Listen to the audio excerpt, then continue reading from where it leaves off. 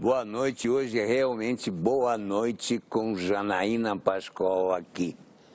Poucas vezes na história, nem mesmo nas finais da Copa do Mundo, disputadas por nossa seleção, os brasileiros se mobilizaram tanto num domingo quanto na votação do processo do impeachment. Os principais canais de TV transmitiram o evento voto a voto durante horas. E milhões de pessoas não arredaram o pé diante da tela antes da proclamação do resultado. Bom, esta festa cívica só foi possível porque lá atrás, do ano passado,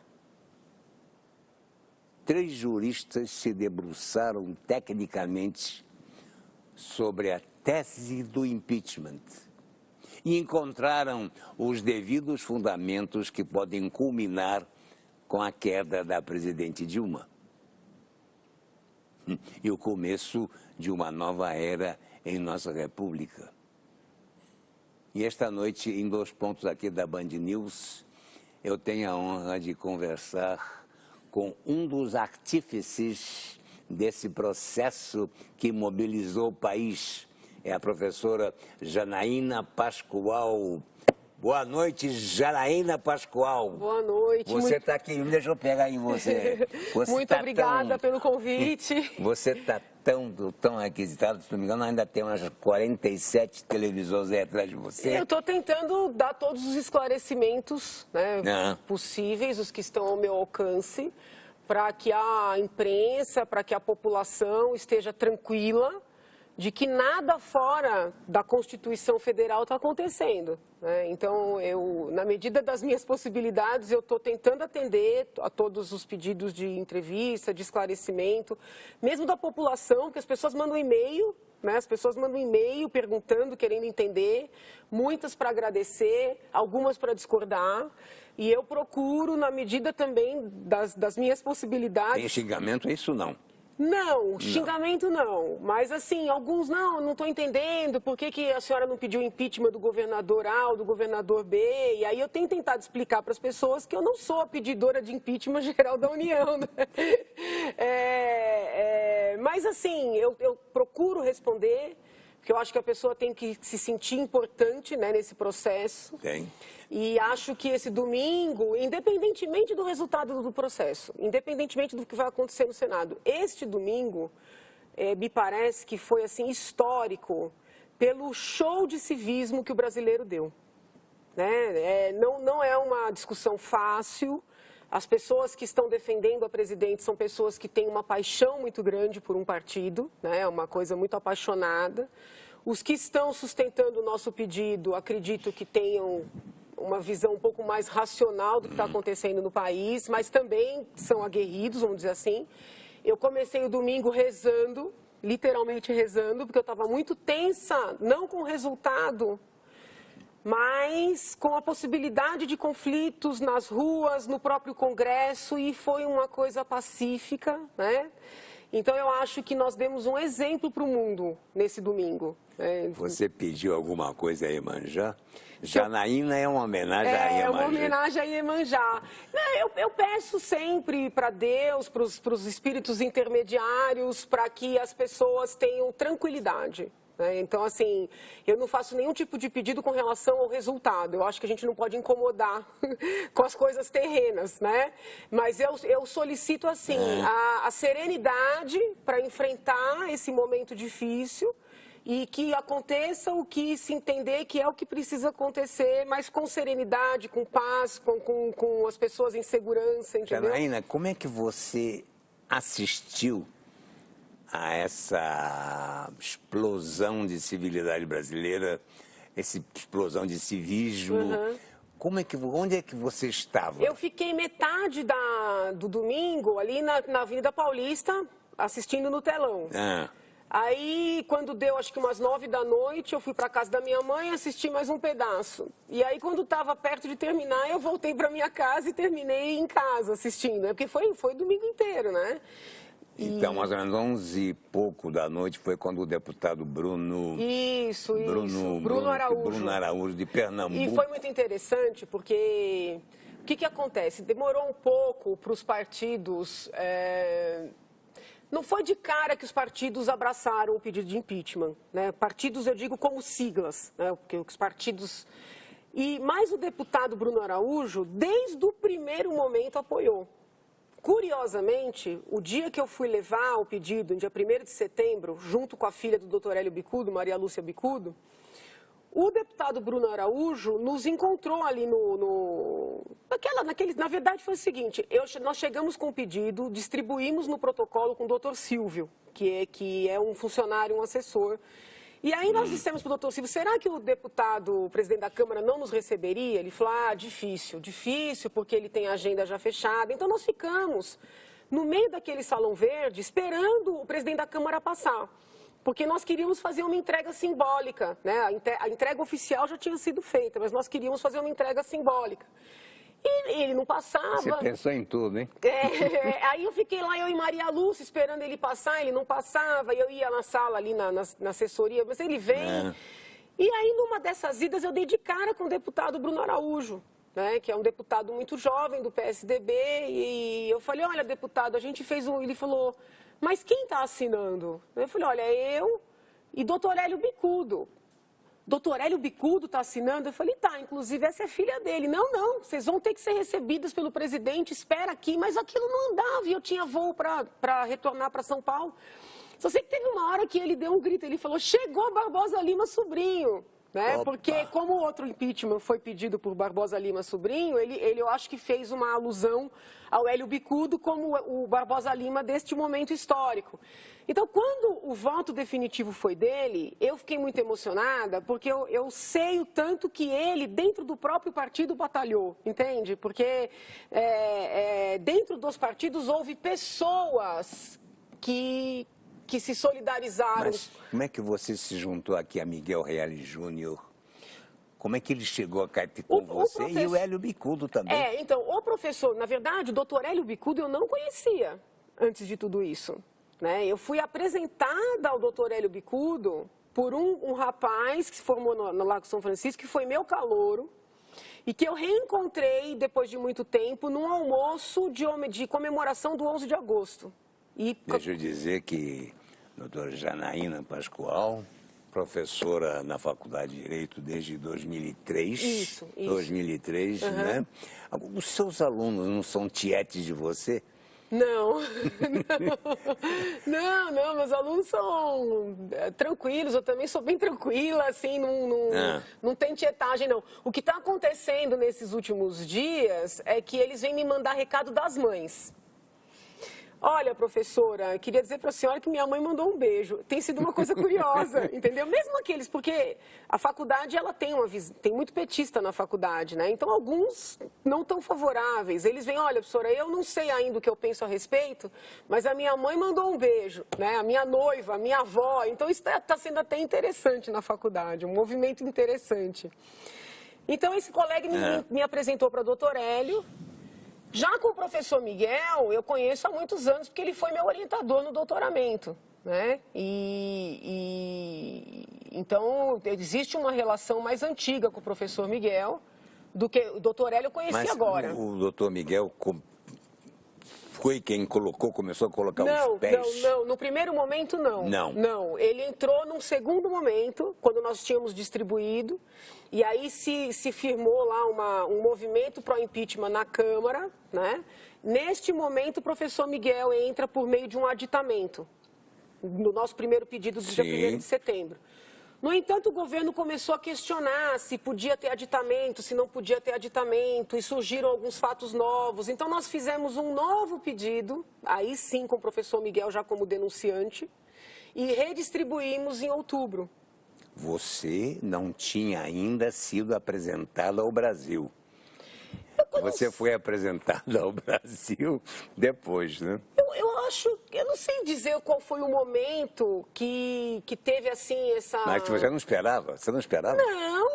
Não, de jeito nenhum, entendeu? Agora, eu tenho a convicção jurídica do que foi feito, né? Então, eu imaginei que haveria mais, assim, mais espaço para o doutor Hélio, para o professor Miguel, né? Que são pessoas já consagradas, vamos dizer assim, Sim, são, né, sim, juristas inquestionáveis. Mas, por alguma razão, acabou havendo esse foco, né, em cima de mim. E eu acho o seguinte, ou eu estou convicta ou eu não estou. E eu estou, entendeu? Então, quem me chama, eu estou atendendo, dando os esclarecimentos na medida das minhas possibilidades, porque eu acho que é importante o país passar por esse processo consciente. Eu acho que mais importante do que a gente chegar num resultado favorável é que o país esteja consciente. Então, eu fico muito feliz que, às vezes, uma senhora me para na rua e fala, olha, eu assisti, viu? Eu fiquei até 1h30 da manhã vendo o Supremo julgar, viu, doutora Janaína? E eu queria que a senhora mandasse um recado para o ministro do Supremo. Eu falei, que a senhora quer que eu mande... Porque as pessoas acham que eu conheço todo mundo, né? Não é real, mas que recado a senhora quer que eu mande? Que a senhora diga para ele falar mais fácil, porque eu quero entender o que eles estão falando. E eu acho isso ótimo, né? Eu acho que isso é um exercício de cidadania. Então, como eu não conheço os ministros para poder dar o recado, eu aproveito essas oportunidades, entendeu? Que eles falem de maneira acessível, porque mais importante do que qualquer outra coisa é que a população compreenda o que está ocorrendo neste momento histórico. Por isso que né? muitas pessoas se dedicaram às mães, às noivas, aos pais, dedicaram o seu voto. Sim, todo mundo... Olha, o que teve de jornalista que me ligou indignado com aquela sessão, dizendo que foi uma vergonha. Eu falei, não vejo dessa forma. Sério? Eu não vejo dessa forma. Eu acho assim, eles são representantes do povo. A Câmara é uma fotografia do nosso povo. Entendeu? Quando ele vai lá e fala o nome da cidade, ele está dando uma satisfação para a cidade que o elegeu, ele está dando uma satisfação para aquelas pessoas. O voto, no caso do impeachment, não precisa ser motivado, eles poderiam chegar lá e dizer sim ou não. Se eles quiseram trazer uma razão para aquele voto, é um direito que eles têm. Então, eu não consigo ver nada como um demérito. O impeachment do Collor foi exatamente igual. Demorou menos. Mas as pessoas também falaram por A, por B, pela minha cidade, né? Voto sim, voto não. Então, assim, o problema é o seguinte, doutor. Como eles não têm argumentos... Não sou do doutor, é o Miguel Reale. Então, pronto. Como eles não têm argumento técnico para combater a denúncia, eles precisam se apegar nessas questões, né? Então, que aquilo foi uma vergonha, porque eles não têm um argumento técnico para responder.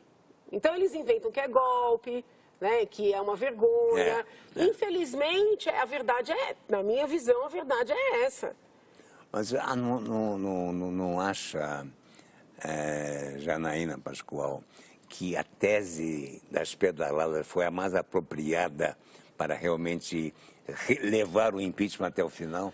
A questão das pedaladas, eu acho que o crime das pedaladas ele é um crime muito palpável, porque tem toda a documentação do TCU. Então, por exemplo, o procurador Júlio Marcelo, que é um promotor de justiça junto ao TCU, ele fez um levantamento muito extenso desses empréstimos proibidos feitos junto aos bancos públicos, que foram empréstimos não contabilizados. Eu gostei desses empréstimos proibidos. Porque o Tesouro não pode usar o banco público para pagar as suas contas, né? A Lei de Responsabilidade Fiscal, que foi promulgada em 2000, ela veio justamente para coibir isso. E o governo desrespeitou flagrantemente essa lei, né? Que é uma lei que fala claramente que a lesão aos seus valores pode justificar o impeachment. Então, este crime ele tem uma visibilidade, ele tem uma materialidade muito própria, né? Porque eles fizeram laudos com técnicos, teve perícia, sabe? Então, nós não estamos brincando, né? Ninguém inventou nada. Foi toda a documentação produzida dentro do TCU que deu respaldo para essa denúncia. Sim. Então, assim, tem as pedaladas, tem os decretos e tem o comportamento omissivo da presidente perante o que aconteceu na Petrobras. Desses 3 pontos, o que é mais palpável em termos de perícia, né, de materialidade que a gente fala no crime, são as pedaladas. Não tem como negar que esses empréstimos foram feitos, não tem como negar que eles não foram contabilizados. Tanto é assim que o governo anunciava um superávit e foi começando a quebrar e virou um rombo, um déficit bilionário. Porque estava tudo maquiado. Quem criou a expressão pedaladas fiscais? Olha, eu não sei. Isso aí já era da doutrina da área financeira. Quem foi o primeiro a utilizar essa terminologia, eu não sei. Eu sei que quando a gente apresentou a denúncia, essa terminologia já era utilizada por doutrinadores da área financeira, já estava nos jornais. E é interessante porque quando o ministro Levi estava lá junto com o governo, ele deu várias entrevistas dizendo assim, nós precisamos despedalar. O que mostra que ele tinha consciência de que aquilo não poderia continuar ocorrendo e que ele se esforçou para reverter aquele quadro e que essas pedaladas invadiram 2015, ou seja, o segundo mandato. Agora, quem criou essa terminologia, eu não sei. Agora, você não acha, Janaína, você não acha meio irônico, de repente, a Dilma que preferiu o ciclismo exatamente quando estava no auge a palavra pedalada? É curioso, né? Às vezes dá para fazer um trocadilho, é curioso. Mas eu também, viu, nesse aspecto eu também pedalo, então... Você também faz isso? Bicicleta todo dia, mas a ergométrica. Você não sai, não faz exposição. Olha, sobre a tese, está vendo aqui, que se a tese não fosse aceita pela Câmara, diz aqui, que outras razões para o impeachment você poderia elencar para continuar o processo? Ela trata de pedaladas, ela trata dos decretos, porque o que acontece? Já sabendo que ela não iria conseguir cumprir as metas, né, em termos de poupança pública, né, de superávit, de resultado primário, a presidente baixou vários decretos abrindo crédito não autorizado para diversas áreas do governo, na casa dos bilhões. Para poder fazer isso, ela precisaria da autorização do Congresso. Mas se ela pedisse autorização do Congresso, o Congresso provavelmente iria barrar, porque o dinheiro que tinha em caixa não seria suficiente para aquilo. Então, ela baixou isso tudo sem autorização do Congresso. Este movimento em si, mesmo que não houvesse pedaladas, já constituiria um crime de responsabilidade. Então, tem as pedaladas, tem os decretos e tem o comportamento omissivo da presidente diante do que aconteceu na Petrobras. Eu lembro bem que quando começou a explodir Petrobras, até me chamaram para participar de um programa, uma discussão técnica, e aí a pessoa perguntou, mas Janaína, você acha que a presidente deveria fazer o quê? Muito antes de tudo isso, eu falei, eu acho que seria de bom tom a presidente afastar a diretoria da Petrobras para poder fazer uma investigação mais aprofundada. Ela não fez nada disso. Quando ela era chamada a se manifestar, o que ela dizia? Imagina, isso é uma intriga da oposição, a Petrobras está maravilhosa, não teve nada de ilícito ali. Quando perguntada sobre Passadina, ela dizia, não, isso foi um problema de uma cláusula. Sabe, é muita coincidência, né? Entendeu? É demais. Então, assim, um chefe de Estado, ele tem o dever de zelar pela coisa pública. Um assessor teu está envolvido, um presidente disso, um diretor daquilo, o que você tem que fazer? Afastar, não é pré-julgar, mas afastar para permitir as apurações, porque com isso você preserva a coisa pública. No entanto, o comportamento da presidente sempre foi o inverso. Sabe, Janaína, que eu estou ouvindo de você, quando você prestou concurso para professora da Faculdade de Direito, você adquiriu uma didática. Eu adoro dar aula, é minha vida, assim. E é uma didática que você fala aqui nesse papo comigo aqui na Band News, é uma didática fantástica. Quer dizer, você não tem como, nem você quer escapar das coisas. Mas sabe o que é interessante? Porque antes de eu prestar o concurso, eu assessorei outros professores. E às vezes acontecia assim, o professor dava uma aula, saía e eu continuava. Aí os meninos falavam, Janaína, a gente adora quando você vem, porque você traduz tudo que o professor falou. Eu acho que a gente tem que tomar, nós temos que prestigiar a comunicação. Às vezes, a pessoa que utiliza termos muito difíceis, ela acha que está sendo, vamos dizer assim, sofisticada, mas o que acontece é que ela acaba sendo inacessível. E eu acho que o mais importante é que nós consigamos transmitir a mensagem. As pessoas têm que se apropriar da realidade política do Brasil.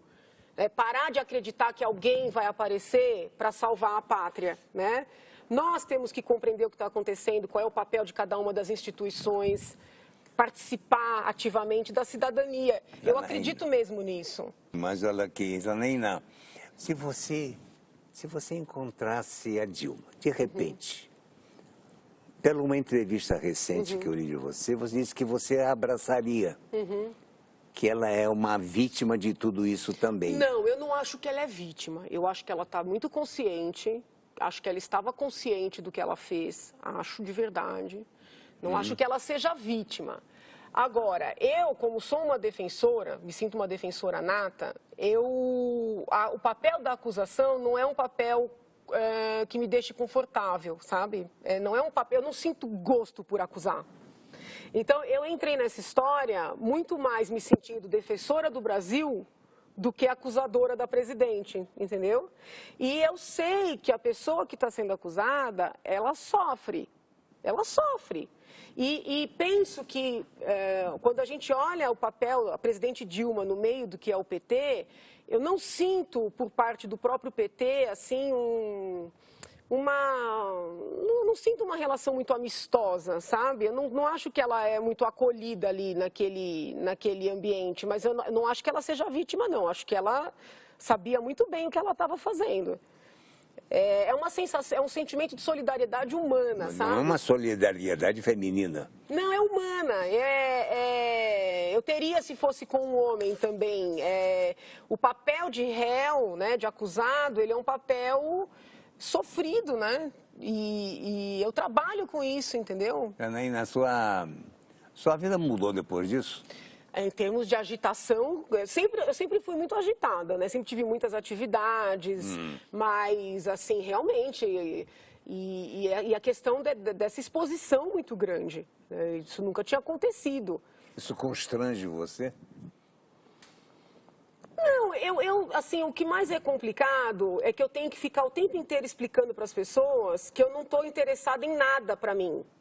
E o brasileiro, ele está tão acostumado, que sempre tem um interesse por trás, que as pessoas agridem às vezes, Às vezes, quando um jornalista vem te entrevistar, em vez de ele perguntar sobre o processo, ele quer saber o que tem por trás, Qual é a sua relação com A, com B, com C, o que você está ganhando, E a verdade é que eu não conheço essas pessoas, eu conheci o Cunha quando eu fui entregar o pedido, eu nunca vi Michel Temer de perto na minha vida, nunca. Eu não tenho um relacionamento com o PSDB, com o PMDB, com o DEM, não tenho. Não, você tem um bom gosto, Então, e as pessoas querem entender, O que você está ganhando. Então, eu não estou ganhando nada, eu paguei a minha passagem para ir para Brasília. Porque eu acho que a gente perdeu um pouco da crença que é possível um exercício de cidadania. Sabe? Então, o mais difícil disso é que eu tenho que ficar me explicando por estar fazendo uma coisa que eu acho que é correta. Sabe? Essa parte é difícil, porque as pessoas me perguntam as mesmas coisas 1000 vezes e eu me sinto assim, sendo acusada, por estar fazendo algo que eu acho que é o correto. Ainda no Senado. Não Como é que vamos ficar? Vamos ter que aguardar. Vamos ter que aguardar. Eu sou uma advogada muito cautelosa. Eu jamais olho para um cliente e falo, acho que vai ser assim, vai dar isso lá. Então, temos que aguardar. Estamos preparados, eles vão fazer uma deliberação para saber se recebem ou não a denúncia. Em recebendo a denúncia, vai haver uma instrução processual com oitiva de testemunhas, já na denúncia, nós requeremos a expedição de vários ofícios para o TCU, para o Banco Central, para a 13ª Vara Federal de Curitiba, para o TRF4, que é o correspondente à 13ª Vara de Curitiba, para o Supremo. Vamos esperar que esses ofícios sejam expedidos para pedir mais documento ainda, para corroborar tudo que a gente já descreveu e provou na denúncia. Nós arrolamos o procurador Júlio Marcelo, que é o do TCU, que é um jovem que fez um trabalho brilhante. Arrolamos também os auditores fiscais que fizeram as perícias e que serão ouvidos. Então, nós estamos preparados para trabalhar nesse processo. Agora, o resultado, só os senadores poderão dizer. Janaína Pascoal, estou recebendo ordens aqui pelo meu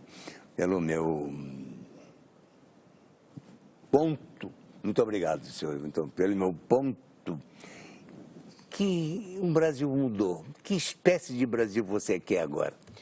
Eu quero um Brasil que privilegie o mérito, entendeu? Que as pessoas tenham gosto de trabalhar e de estudar. Porque o que eu vinha sentindo era um desânimo muito grande em bons profissionais, dentro de vários órgãos. A ideia era a seguinte: não importa mais se eu trabalho muito, se eu estudo muito, o que interessa é quem são meus amigos e se eu tenho dinheiro para pagar as coisas. Então, assim, um país muito baseado na corrupção, na mala, por isso que eu falo que eu não quero a República da Mala, e muito baseado no tráfico de influência, que também é crime, né?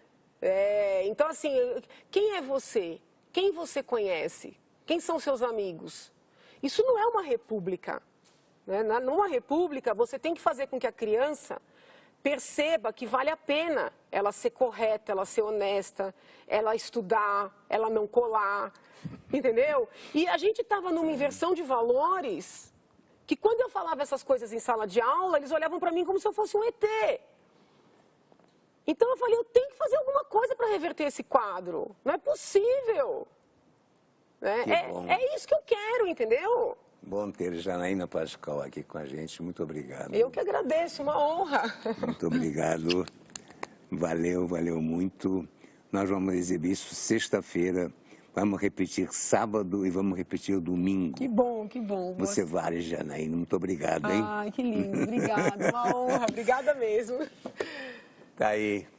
Janaína Pascoal, ela foi apresentada ao Brasil. O Brasil disse muito prazer. Eu diria muito honrado em ter uma Janaína Pascoal com a gente. Boa noite. Muito obrigado.